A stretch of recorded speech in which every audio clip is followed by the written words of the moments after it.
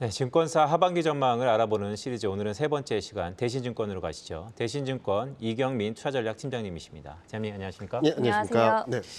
일단 하반기 전망을 내셨어요. 근데 제가 네. 제목을 보니까 안도 이후에 맞이할 현실이라는 타이틀인데 전반적으로 어떤 내용인가요? 전반적인 매크로 환경이나 흐름들을 본다면은 뭐 추세 반전을 예단하기 쉽지 않다라는 말씀을 드리고 있고요. 다만 상반기 동안 워낙 많은 불안감들, 그러니까 자이언트 스텝, 연내 3% 이상 금리 인상, 경기 침체에 대한 걱정들을 상당 부분 선반영했다라고 본다면 지금은 좀 언더슈팅 구간이다. 그래서 3분기 중에 안도 랠리가 전개될 수 있고 상단은 2,800선 후반, 2,870선으로 제시드리고 있습니다. 다만 3분기 이후부터 시장은 마주할 현실들이 만만치 않다는 것들을 인식하면서 좀 하락 반전을 할 수 있기 때문에 안도 랠리는 좀 트레이딩 관점에서 접근을 하자라는 말씀을 드리고 있습니다.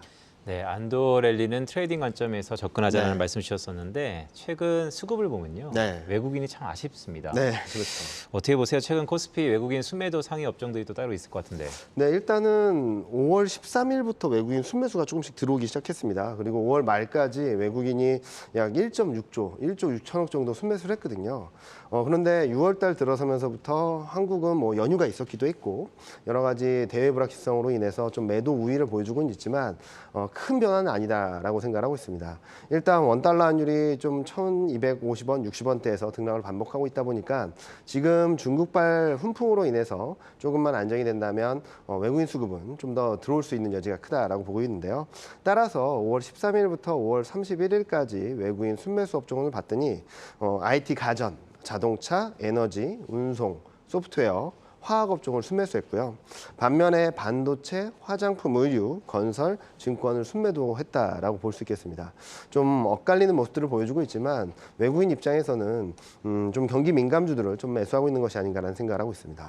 자, 순매수 상위 업종들에 대해서 지금 살펴주셨는데 그중에서 종목들로 좀 추려볼까요? 특징적인 것들 몇 가지 짚어주신다면요. 일단은 업종을 말씀드렸는데 IT 가전, 에너지 같은 경우는 대표주로서 2차 전지 업체들이 좀 많이 포진해 있고요. 네. 그리고 자동차 업종들은 최근 뭐 유럽 쪽에서 판매가 양호하다는 점들, 그리고 경기 회복에 대한 기대감들이 조금씩 들어오면서 중국발 봉쇄 조치 완화가 좀 유입되는 현상들로 볼 수 있겠고요. 그리고 또 하나 인터넷 업종입니다. 인터넷 업종은 올해 들어서 가장 부진한 업종 중에 하나고, 그런데 올해 이익 모멘텀은 아직까지 20%대를 유지하고 있다는 측면에서 저평가 매력들을 좀 반영하고 있는 것이 아닌가라는 생각을 하고 있습니다. 결론적으로 말씀드리면 경기 불안감들로 인해서 낙폭이 컸고 아직은 이익 모멘텀이 견조한 업종들이나 종목들을 중심으로 외국인이 매집하고 있는 것이 아닌가라는 생각을 하고 있습니다. 네, 팀장님의 이 두 가지 말씀을 좀 종합해 보면 그렇다면 개인 투자자 입장에서는 외국인이 사고 저평가된 업종을 추리면 될까요? 어떻게 보세요? 뭐 일단은 안도렐리라는 측면에서 본다면은 뭐 당연히 저평가된 업종들을 사야 되겠죠. 그리고 종목들을 사야 되겠고요. 다만 계속적으로 말씀드린 것은 이익 모멘텀을 같이 보자라는 말씀드린 이유는 긴축 사이클이 진행되고 있습니다. 그렇다 보니까 막연하게 싸다라는 논리보다는 싸지만 이익 모멘텀도 살아있는 업종이나 종목들을 바라보자라는 말씀을 드리고 있고요. 이런 흐름과 일맥상통하는 게 앞서 말씀드렸던 외국인이 순매수하는 업종들이 아닌가라는 생각을 하고 있습니다. 따라서 가격, 밸류에이션 매력, 그리고 이익 모멘텀이 양호한 업종으로 인터넷, 2차 전지, 자동차, 외국인이 순매수하는 업종들이라고 볼 수 있겠고요. 그리고 최근 들어서는 반도체 업종까지도 조금씩 매수하고 있다는 측면에서 같이 관심 있게 바라보신다면 아마 안도랠리 과정에서 코스피를 좀 아웃퍼폼할 수 있는 업종이 되지 않을까라는 예상을 하고 있습니다. 인터넷과 2차 전지, 자동차 그리고 반도체까지 조금씩 좀 살펴보면 좋을 것 같다라고 조언을 해주셨는데 환율 흐름도 확인을 해보겠습니다. 어제 좀 올랐다가 오늘 안정감을 되찾고 있는 것 같아요. 이제 안정화가 됐다 이렇게 평가해도 되겠습니까? 뭐 올해 연말 내년까지 본다면 안정화라고 말하기는 좀 어렵긴 한데 당분간은 좀 안정세를 이어갈 수 있겠다라는 말씀을 드리고 있습니다. 예. 그동안 시장을 괴롭혀왔던 자이언트 스텝에 대한 걱정은 좀 한풀 내려놓을 수 있다라고 보고 있고요. 아직 남아있는 3%, 연내 3% 이상 금리 인상 확률은 아마 6월 FOMC를 지나면서 좀 진정되지 않을까라는 생각을 하고 있습니다.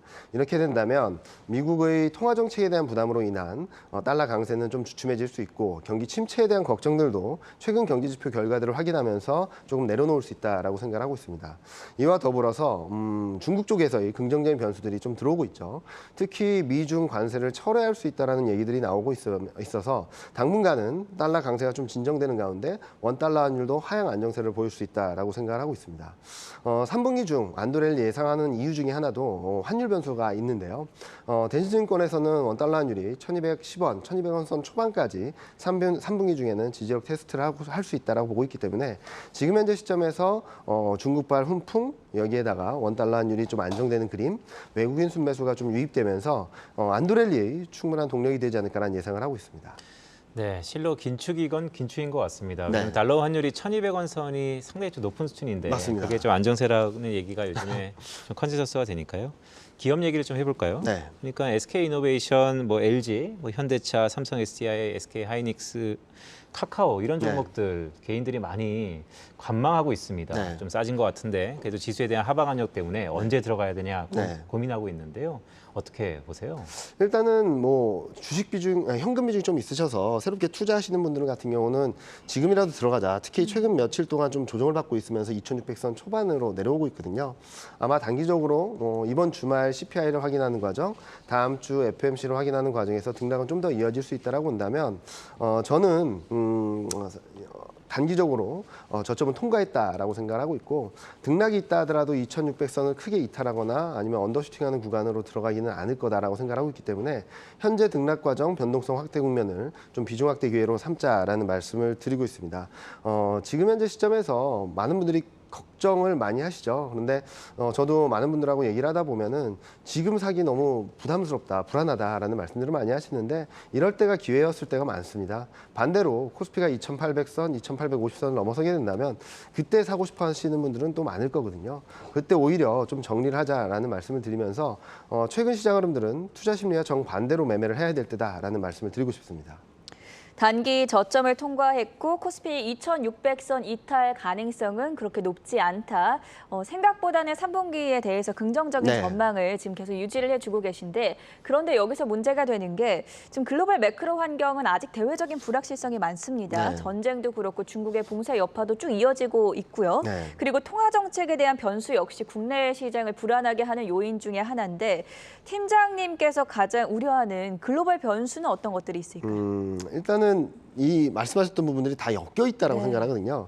하나가 해결된다라고 해서 모든 게 끝나는 게 아니라 서로 얽히고 설킨 상태라서 이런 변수들이 어떻게 풀려나갈까를 봐야 될 텐데 일단은 러시아 우크라이나 전쟁과 그리고 중국 봉쇄 조치 장기화 여파가 이슈로서 그러니까 시장에 충격을 주는 이벤트 이슈로서의 영향력은 좀 많이 희석됐다라고 생각을 하는데 이제 앞으로 지켜봐야 될 것은 물가라든지 글로벌 매크로 환경에 어떤 영향을 주는지를 좀 봐야 될 것 같습니다.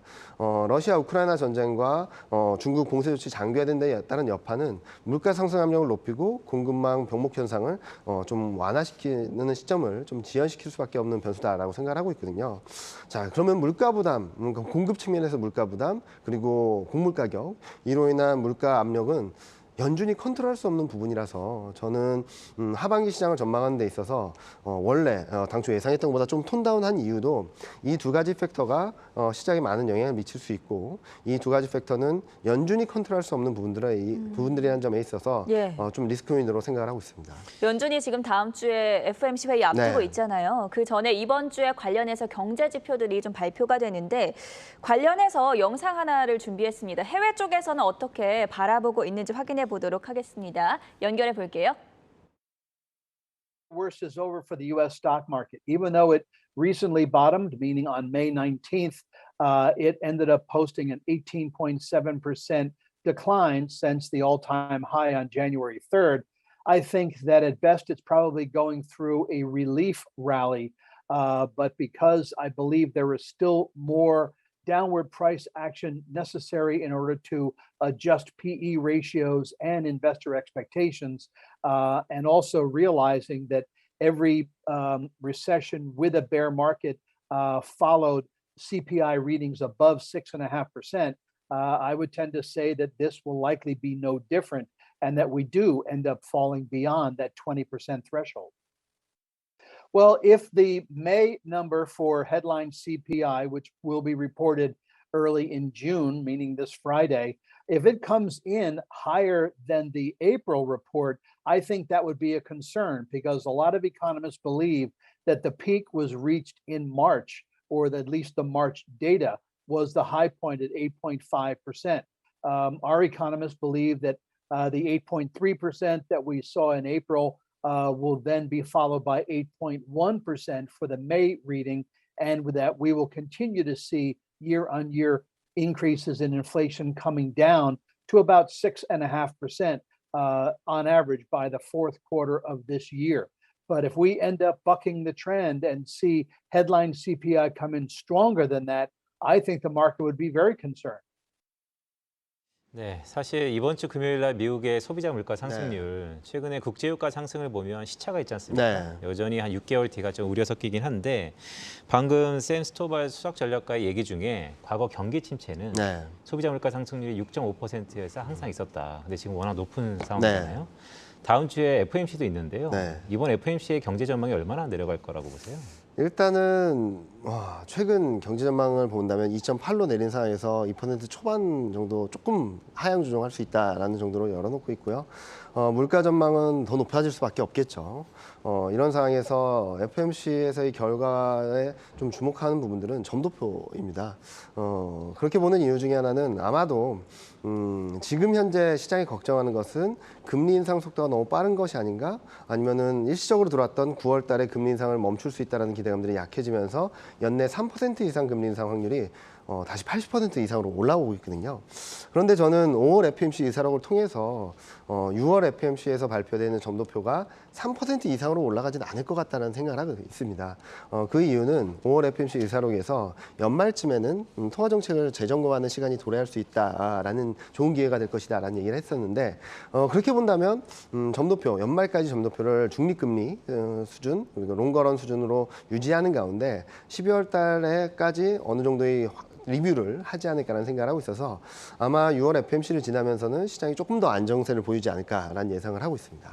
네, 6월 FOMC 이후에는 조금은 안정세를 볼 수 있다는 말씀을 주셨어요. 그렇다면 저희가 마지막 질문 좀 드리겠습니다. 자, 그렇다면 오늘 뭐 하반기 전망에 대한 시계도 제가 들어봤고 전반적으로 방망이를 짧게 가져가자라는 말씀을 주셨었는데 FOMC 이후에 단기적으로 한 2주간의 터울이 있습니다. 이번 달까지요. 어떻게 저희가 대응해야 될까요? 일단은 단기 등락이 있다 하더라도 그동안 상반기 때 생각했던 것보다 더 나쁜 변수들이 들어오진 않을 거라고 생각하고 있습니다. 자이언트 스텝이 현실화된다든지 아니면 연내 3% 이상, 3.5%까지 금리 인상이 확실화되는 그림들은 나오지 않을 거라고 보고 있고요. 경기 침체 가능성도 아직까지는 굉장히 낮다라고 생각하고 있습니다. 이렇게 본다면 심리적인 변화에 의한 등락은 있을 수 있다 하더라도 2800선대 후반까지 가는 경로는 여전히 유효하다라고 생각하고 있고요. 추세 반전 쉽지 않다라고 생각하고 있습니다. 앞서 영상을 보셨던 것처럼 여러 가지 변수들이 누적돼 있고 악재들이 계속적으로 장기화되고 있다는 점들이 하반기 그리고 내년 경기까지 좀 하방 압력을 높여준다라고 생각하고 있어서 추세 반전을 말씀드리지는 않고 있는데 그럼에도 불구하고 워낙 저평가된 데 따른 되돌림 과정, 안도랠리는 충분히 있을 수 있기 때문에 지금 현재 시점에서는 좀 피곤하지만 좀 단기 트레이딩에 집중할 때가 아닌가라는 생각을 하고 있습니다. 불안감들은 잠시 내려놓고 트레이딩에 집중을 하신다면 저점 대비 한 10%의 상승은 충분히 누릴 수 있지 않을까라는 예상을 하고 있습니다.